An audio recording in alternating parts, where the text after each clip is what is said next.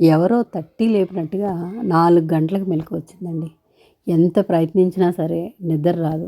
నిద్ర రాకపోవడానికి కారణం ఏంటా అని పెద్ద ఆలోచించలేదండి. ఎందుకంటే ఆ నిద్ర రాకపోవడానికి వెనకాల ఉన్న కారణం నాకు బాగా తెలుసు.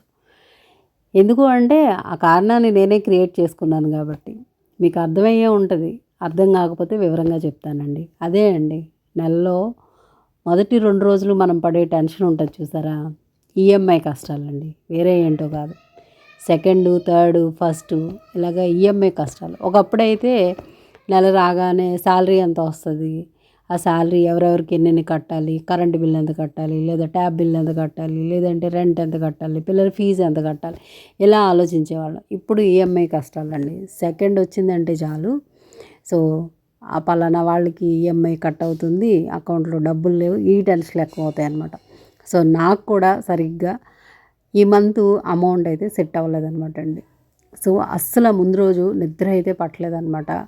ట్రై చేసి ఇంక అసలు ఎప్పటికో పడుకున్నాను. అయినా సరే ఏదో తూతూ మంత్రం కింద అలా పడుకున్నానా, లేచిపోయానా అన్నట్టుగా టక్కన మెలుకువ వచ్చింది. ఇంక సరే, రాని నిద్రని మనం ఎంతని బలవంతంగా నిద్రపోమని చెప్తాము. సో, అది అవ్వని పని కాబట్టి ఇంకా లేచి నా పనుల్లో అయితే దిగాననమాట అండి. యాక్చువల్‌గా అంత ఎర్లీ అవర్స్ నేను లేవడం అనేది చాలా కష్టమండి. ఒకవేళ నాకు మెలుకువ వచ్చినా సరే బయటికి రాను. నాకు ఎందుకంటే చీకట్లో వచ్చి ఆ దోమలతో కుట్టించుకొని పైగా మాకు ఖాళీ ప్లేస్ ఉండడం వల్ల చుట్టుపక్కల పురుగులవి ఎక్కువ ఉంటాయండి.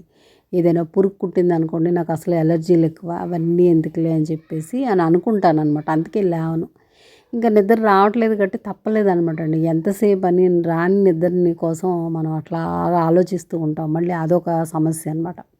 ఇంక సరే లేచి కాస్త మొక్కలకయ్యి నీళ్లు పోసేసి, కాస్త వేడి నీళ్ళు పెట్టుకొని, స్నానం చేసి, ఒక్కసారి శివయ్యకి దండం పెట్టేసుకొని, ఆ బయట అది కొద్దిగా చెత్త ఎక్కువ ఉంటదనమాట అండి మాకు. కలబంద కలబంద కాదు, అదేంటి కదంబ వృక్షాలనమాట అండి. కదంబ వృక్షాలు 2 ఉంటాయన్నమాట, ఒక్కటి కాదు. సో, అవి పడే ఆకులు మామూలుగా ఉండవనమాటండి ఆ చెట్ల నుంచి. ఇంకా అట్లా మనం తుడుస్తాము. ఒక గంటలో మళ్ళీ చిరాకు చిరాకు అయిపోద్దనమాట. సో, ఇంక అవంతా క్లీన్ చేసేసుకొని వంట అయితే స్టార్ట్ చేసేసాననమాట అండి. అప్పటికి రిత్వి పాప మధ్యలో లేచి అడుగుతుంది. తనకి టెన్షన్ అనమాట అండి. పిల్లలు చూసారా ఎంత అలర్ట్‌గా ఉంటారో. మనం అనుకుంటాం ఇది మన బాధ కదా! ఇంటికి పెద్ద, లేదంటే మనమే స్ట్రగుల్ పడుతున్నాం, అన్నీ మనమే పడాలి, కష్టం మనదే, అన్నీ మనవే అని చెప్పి అనుకుంటామండి. కానీ మన మైండ్ సెట్ ఎట్లా ఉంటది అనేది మనకు మాత్రమే ఉంటదేమో ఫీల్ అనుకుంటామండి.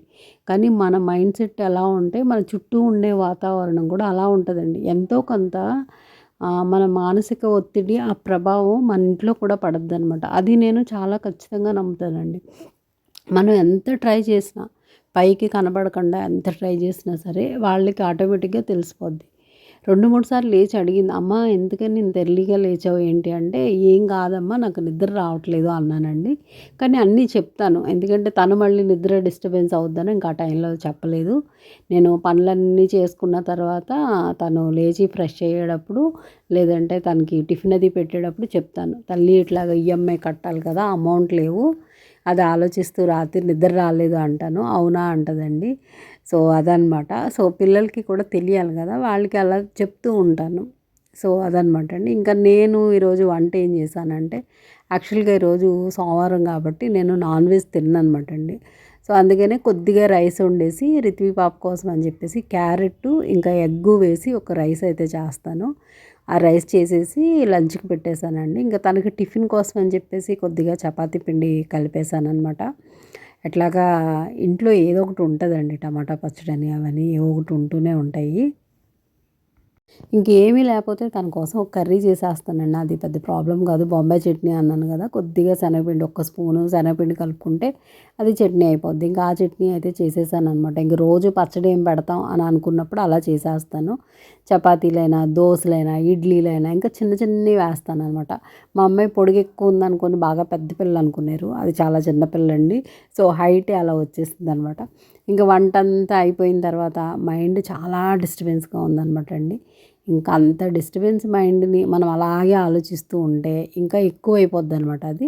అందుకని నేనేం చేస్తానంటే, నాకు మెంటల్‌గా ఏదైనా ఆలోచనలు ఎక్కువైనప్పుడు ఎక్కువ పని చేస్తూ ఉంటానండి. ఎందుకంటే ఆ పనిలో పడిపోయాననుకోండి ఆలోచనలు కొద్దిగా తగ్గుతూ ఉంటాయన్నమాట. సో, అందుకని అట్లాగే ఈవినింగ్‌కి కూర కావాలి కాబట్టి ఇంకా బెండకాయ, టమాటా పులుసయితే పెట్టుకున్నాననమాట. నాకు బెండకాయ పులుసంటే చాలా ఇష్టమండి. బెండకాయ పులుసయితే పెట్టేశాను. బెండకాయ పులుసు పెట్టడానికి ముందు ఏం చేశాను అంటే, కాస్త స్నాక్స్ అయితే ఇంట్లో లేవండి ఏమి రిత్వి పాప కోసం. మళ్ళీ బయటకి వెళ్ళి తీసుకురావాలి. సర్లే ఏదో ఒకటి చేసేద్దాం అని చెప్పేసి చెగోడీలకైతే పిండైతే కలిపాను. నేను ఈ మధ్య కాలంలోనే నేర్చుకుంటున్నానండి. పిండి వంటలనేవి నాకు పెద్దగా తెలీవు. ఆ యూట్యూబ్‌లోని ఆటిల్లోనే చూసి నేర్చుకుంటాను. 1, 2 సార్లు ఫెయిల్ అవుతాయి నాకు కూడా. సో, తర్వాత ఫెయిల్ అయిన తర్వాత తెలుస్తూ ఉంటదనమాట. అది ఎందుకు ఫెయిల్ అయింది, ఏంటి ఆ వంటకం అనేది నేను రీసెర్చ్ చేస్తాననమాట. సో, పలానా ఇక్కడ ఇంత వాటర్ పోసాను, ఇక్కడ ఆయిల్ పోయాలి, పోయలేదు. లేదంటే ఇక్కడ ఆయిల్‌కి బదులు నెయ్యికి బదులు ఆయిల్ వేశాను. సో, దానివల్ల ఇలా వచ్చినియి.